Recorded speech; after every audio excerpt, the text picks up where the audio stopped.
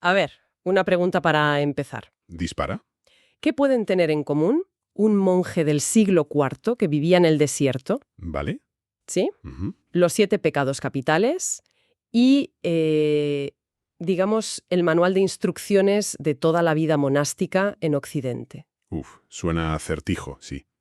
Lo parece, pero la respuesta es una persona, una figura que es absolutamente clave y que, sin embargo, a menudo pues, se nos olvida. San Juan Casiano. Totalmente. Su nombre igual no resuena tanto como el de San Antonio o San Benito, pero su influencia, como vamos a ver, es descomunal. Es que es el arquitecto en la sombra, de verdad. Hoy vamos a analizar su figura con un documento muy bueno de Cívico DM que lo define de una manera que me parece perfecta. ¿Cuál? Dice que es el puente entre Oriente y Occidente. Y esa imagen, la del puente, es la que tenemos que tener en la cabeza todo el rato. Un puente. Me gusta la imagen. Es que todo lo que hizo fue eso, conectar dos mundos. Pues nuestra misión hoy es precisamente esa, recorrer ese puente para entender por qué fue tan decisivo y cómo unas enseñanzas de hace más de 1500 años Que se dice pronto. no solo construyeron una civilización, sino que, de una forma sorprendente, nos hablan hoy directamente. Es que para entender la magnitud de Casiano hay que entender el vacío que vino a llenar. A finales del siglo IV, el monacato es un hervidero en Oriente, ¿sabes? En Egipto, en Siria. Claro, allí estaba la acción. Exacto. Pero aquí en Occidente, en Europa, era casi un experimento, algo nuevo. Casiano es como el mensajero providencial que trae toda esa sabiduría de primera mano. Y en el material que analizamos hay una frase que a mí me ha dejado helada. Ya sé cuál dices. Sin Casiano no habría San Benito tal como lo conocemos. Es que es demoledora. Es fascinante porque San Benito es el nombre que todo el mundo conoce, ¿no? El padre del monacato occidental. El gran nombre, ¿sí? Es como decir que sin el guionista no tendríamos a la estrella de cine. Casiano escribió el guión. Pues para entender cómo lo hizo, yo creo que lo primero es mirar su vida, que es una auténtica odisea. Totalmente. Su biografía es su método. Nace sobre el 360 en Escipia Menor, lo que hoy sería más o menos Rumanía. Una zona de frontera del imperio, ya de por sí interesante. Y su primera parada formativa ya es importante, un monasterio en Belén. Pero esto es solo el aperitivo. Claro, porque el viaje que lo define, el que lo convierte en quien es cuando él y su amigo Germán deciden ir a la fuente. Al origen de todo, Egipto. Exacto. Y no van de turismo espiritual, ¿eh? No. Se sumergen allí durante años. Y esto es lo crucial. No lee libros sobre los padres del desierto. Es que vive con ellos. Lo vive. Aprende escuchando a leyendas como Serapión o Moisés el Etíope en sus propias celdas. Está absorbiendo un conocimiento práctico, de primera mano, sobre la lucha espiritual, la oración, la psicología humana. O sea, no es teoría. Es trabajo de campo en el lugar más exigente del mundo. Es un itinerario que para la época es increíble. No estamos hablando de coger un avión. Para nada. Hablamos de un hombre que se sumergió en los 3 grandes centros del cristianismo de su tiempo. Porque de la radicalidad del desierto de Egipto, salta a la alta teología de Constantinopla. Donde nada menos que San Juan Crisóstomo lo ordena diácono. Una figura importantísima. Luego pasa por Roma, el centro de poder. Y cuando finalmente llega a Marsella, sobre el 415, para fundar sus monasterios, no es un teórico, es un hombre que lo ha visto todo. Exacto. Ha conectado la práctica del desierto con la teología de la capital y con la estructura de Roma. Por eso, cuando se sienta a escribir, lo que sale de ahí es oro puro.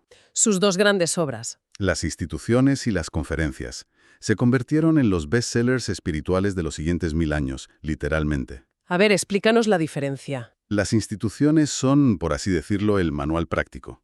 Cómo organizar el monasterio, los horarios, la ropa y un primer análisis de los vicios. El manual de montaje, la parte estructural. Precisamente. Pero las conferencias de los padres... Eso es otra cosa. Eso es el corazón, el alma de su enseñanza. Son sus diálogos con los maestros de Egipto. Y aquí es donde Casiano despliega su genio como traductor cultural. ¿Traductor? Sí. Coge esa sabiduría tan profunda y a veces tan extrema del desierto y la adapta para la mentalidad occidental, para la vida en comunidad. Vale. Y aquí es donde quiero que nos detengamos. Si fue tan influyente, ¿cuáles son los pilares de ese puente que construyó? ¿Qué ideas trajo que lo cambiaron todo? Pues la primera que destaca el texto es la del combate interior. ¿El combate interior? Él usa una palabra griega, logismoe. Pero olvidémonos de la traducción literal. Pensemos en ellos como los jefes finales de los malos pensamientos. Me gusta esa analogía. No son los cientos de pensamientos basura que tenemos al día, sino las 8 fuentes maestras de las que sale todo el caos mental. Es un mapa de la psique. Un mapa. A ver, enumera esos 8 logismoi, porque creo que nos van a sonar. Desde luego que nos van a sonar. La lista de Casiano es gula, lujuria, avaricia, tristeza, ira, acedia. Acedia. Es una especie de apatía, de fatiga espiritual muy profunda. Y luego, vanagloria y, la madre de todas, la soberbia. Un momento. Gula, lujuria, avaricia, ira, soberbia. ¿Me estás diciendo que la lista de los 7 pecados capitales que hemos visto en todas partes, en el arte, en los libros, En el cine, tiene su origen aquí, en este monje del siglo IV? no solo tiene su origen, es que es prácticamente la misma lista. Lo que hizo el Papa San Gregorio Magno, siglo y medio después, fue pulirla un poco. ¿Cómo? Fusionó la vanagloria dentro de la soberbia para dejarla en 7. Y cambió la tristeza por la envidia. Pero la estructura, el concepto de unos vicios capitales de los que derivan todos los demás, es una importación directa de Casiano. Entonces, lo que estamos diciendo es que uno de los pilares de la moral occidental, los 7 pecados capitales, no nació en Roma ni en un gran concilio. ¿Para nada? Sino que es, en esencia, un manual de campo psicológico, casi una guía de mindfulness de combate que trajo un solo hombre del desierto egipcio. Es que esa perspectiva lo cambia todo. Por completo. Porque lo despoja de esa imagen puramente de castigo. No. Para Casiano, esto no era una lista para condenar a nadie. Entonces, ¿qué era? Era una herramienta de diagnóstico, una estrategia de combate. El objetivo no era sentirse culpable, sino aprender a identificar al enemigo, el pensamiento raíz, para poder combatirlo. Con la virtud opuesta y con vigilancia, supongo. Exacto. Es un enfoque increíblemente proactivo y, de verdad, muy psicológico. Entiendo la estrategia, es casi militar. Pero en toda batalla tiene que haber un objetivo, una razón para luchar, ¿no? No puede ser solo autocontrol sin fin. ¿Hacia dónde dirige Casiano toda esta energía del combate interior? Esa es la pregunta clave. Y claro que hay un objetivo. No se lucha por luchar. Toda esta disciplina, todo este combate, tiene un único fin, una meta luminosa: alcanzar la puritas cordis. La pureza del corazón. Exacto. Tengo que admitir que cuando oigo pureza del corazón me suena a algo, no sé, inalcanzable, casi ingenuo. Es una objeción muy razonable, ¿sí? En el mundo real, el corazón está lleno de contradicciones, de ruido. ¿A qué se refería él realmente? Bueno, para él no era ingenuidad, era el objetivo más práctico de todos. Pureza de corazón no significa no tener nunca un mal pensamiento. Ah, ¿no? No, significa tener un corazón unificado, un corazón que no está fragmentado por 1000 deseos que van en direcciones opuestas, que no vive agitado por las pasiones. Es como conquistar una paz interior. Exacto, una simplicidad que te permite, como decías, despejar la niebla. Un corazón así, sereno y enfocado, es el único que puede percibir la realidad como es, y para él eso significaba contemplar a Dios. Despejar la niebla para ver el paisaje. Y la herramienta para despejar esa niebla, me imagino, es la oración. Por supuesto, pero de nuevo, Casiano no se queda en la teoría. Nunca lo hace. Él describe un camino, un proceso, desde la oración vocal, la que recitamos, hasta la oración del corazón, y finalmente la oración pura, la contemplación. Y aquí demuestra su genio como entrenador espiritual. No te dice, reza más, te da un método. La famosa flecha breve. La misma. Es una técnica de una simplicidad y una potencia de verdad arrolladoras. Consiste en elegir un versículo muy corto de la Escritura y repetirlo sin cesar. ¿Como una flecha que lanzas a Dios? Una y otra vez. Él mismo recomendaba uno del Salmo 69 que es potentísimo. Dios mío, ven en mi auxilio. Es casi un mantra. Es que es la misma lógica. La idea es que esa repetición constante ocupe la mente, la enfoque, la proteja de las distracciones y de los logosmoi. Convierte la oración en un estado, no en algo puntual. Justo. Y el impacto de esta idea tan sencilla es incalculable. De aquí bebe directamente la regla de San Benito, pero también la oración de Jesús de toda la tradición ortodoxa oriental. Es una de las mayores exportaciones espirituales de la historia. Hay una frase de Casiano que se cita en el material que me ha dejado pensando. Dice, sin discernimiento, la virtud se convierte en vicio. Es una afirmación muy fuerte. Es potentísima. Porque el discernimiento, la discrecio, es para él la reina de las virtudes. Pues porque es el control de calidad del alma. Para Casiano, la acción externa, lo que tú haces, es solo la mitad de la historia. ¿Y la otra mitad? La más importante. La intención. El por qué lo haces. El discernimiento es esa capacidad de autoanálisis brutalmente honesto que te permite examinar tus motivaciones. Dame un ejemplo práctico. Uno muy claro que él usaba. Un monje puede ayunar rigurosamente. Eso es una virtud. Sí. Pero si lo hace para que los demás lo admiren, para ser considerado el más santo del monasterio, ese ayuno ya no es una virtud. Se ha convertido en orgullo, en vanagloria. Es un vicio disfrazado de virtud. Exacto. O alguien que se desvive por ayudar a los demás, pero lo hace para sentirse indispensable o para que le den las gracias. Entiendo. El discernimiento es lo que te obliga a preguntarte, ¿para quién estoy haciendo esto realmente? ¿Para Dios o para mi ego? Has dado en el clavo. Por eso es la reina de las virtudes. Es la que ilumina a todas las demás y asegura que no te estés engañando a ti mismo. Y esto nos lleva a un punto interesante y algo polémico de su pensamiento. Sí, su visión del equilibrio entre la gracia y el esfuerzo humano. Se le llegó a acusar de semipelagianismo. Una palabra que suena muy técnica. ¿Qué significa en cristiano? Pues, en resumen, sus críticos, como el gran San Agustín, pensaban que daba demasiado peso al esfuerzo y la libertad del hombre en el camino de la salvación. En detrimento de la gracia de Dios. Eso es. Casiano, por su experiencia con esos atletas espirituales del desierto, defendía una cooperación. La gracia de Dios es indispensable, pero el hombre debe responder, debe esforzarse, debe combatir. Un debate teológico importante. Fascinante. Pero lo más revelador es que, a pesar de la controversia, la Iglesia nunca lo condenó.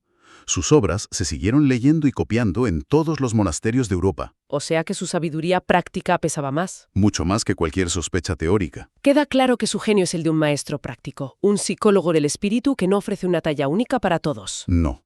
sino que enseña a cada persona a ser su propio médico del alma. Exactamente. Su espiritualidad es personalizada. Te da el mapa, que son los logismoi, Te da la meta la puritas cordis, y te da las herramientas. la oración y el discernimiento. Pero el camino, ese, lo tienes que recorrer tú. Así que, si conectamos todos los puntos, el legado es inmenso. Casiano coge la sabiduría del desierto egipcio y la traduce a un sistema comprensible y practicable para Occidente. Y con eso, sienta las bases sobre las que San Benito construirá todo su edificio. Y por el camino nos regala un sistema de psicología espiritual que se acabará convirtiendo en los 7 pecados capitales. Y su rastro es visible en todas partes. En San Gregorio Magno, en San Bernardo de Claraval, en la espiritualidad de órdenes enteras como los cartujos o los cistercienses. Todos bebieron de él. Su puente no fue una pasarela frágil. Fue una autopista de 6 carriles por la que circuló la espiritualidad occidental durante más de un milenio. Y la conexión con nuestra época es inevitable, ¿no? En un mundo definido por la fragmentación, la distracción constante, el ruido digital, Totalmente. esa llamada de Casiano a unificar el corazón, a vigilar los pensamientos y a buscar el silencio interior suena casi subversiva. Es que es una medicina increíblemente actual. Su propuesta de entrenamiento mental y espiritual para alcanzar la paz y la claridad es, en esencia, lo que mucha gente busca hoy. A través de otras vías. Claro, a través de cosas más secularizadas como el mindfulness o la meditación, Casiano ofrecía una respuesta a una necesidad humana perenne, que hoy, en la era de la distracción, es más urgente que nunca. Hagamos entonces una última recapitulación. San Juan Casiano, el gran puente. El canal por el que la sabiduría de Oriente llegó para dar forma a la espiritualidad de Occidente. Y hemos visto que ese puente se sostiene sobre 3 pilares fundamentales. El primero, su revolucionario mapa de la psique. La idea del combate interior contra 8 pensamientos raíz. Que son, ni más ni menos, que el prototipo de los 7 pecados capitales. Una herramienta de autoconocimiento más que de juicio. El segundo pilar, la meta de ese combate. La pureza del corazón. Un objetivo práctico de unificación interior, de calma, de claridad. Para poder ver la realidad sin el filtro de nuestras propias pasiones. Y el tercero, la herramienta clave, el discernimiento. Esa virtud reina que nos enseña a ser honestos con nuestras motivaciones. Para que nuestras mejores acciones no se vean envenenadas por nuestro propio ego. Yo solo añadiría que su genialidad fue esa, traducir la sabiduría a veces abstracta del desierto en un método humano, equilibrado y aplicable para la vida real. Y para rematar, hay una cita del propio Casiano, de sus conferencias, que lo resume todo de forma magistral. Dice simplemente: el fin de nuestra vida es la pura oración. El fin de nuestra vida es la pura oración. Es una frase que resuena, ¿eh? Muchísimo. Y con ella quiero dejar una reflexión final. Más allá de la fe o las creencias de cada cual, si por un momento tradujéramos pura oración a un lenguaje de hoy, quizás como atención plena o conciencia unificada, Es un buen ejercicio. ¿qué significaría que ese fuera el objetivo último de una vida? Y si ese fuera el caso, ¿cuáles serían los pensamientos raíz, nuestros lobismoi del siglo XXI, que tendríamos que identificar y combatir en nuestro propio combate interior?